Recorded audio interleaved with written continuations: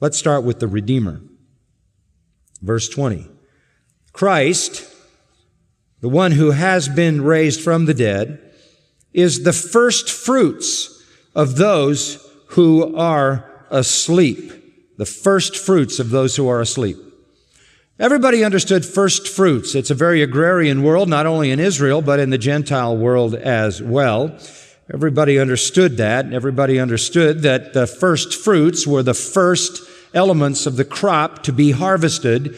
And when the first fruits came in, you knew the rest of the crop was on its way. The Jews, of course, would be extremely familiar with that, and many in the church in Corinth, of course, were converted Jews, for Paul had ministered to them. They knew that a first fruits offering was ordered by God. Back in Leviticus 23:10, you shall bring a sheaf of the first fruits of your harvest. This is a sign of the harvest to come. In a sense, it kind of guarantees the harvest.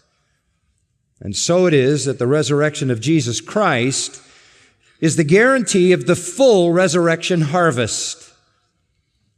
As He comes to life in the way that plants come to life out of dead seeds buried in the ground, and Jesus even referred to Himself in that way, that He would be like a seed buried in the ground in the Gospel of John that would spring forth into life.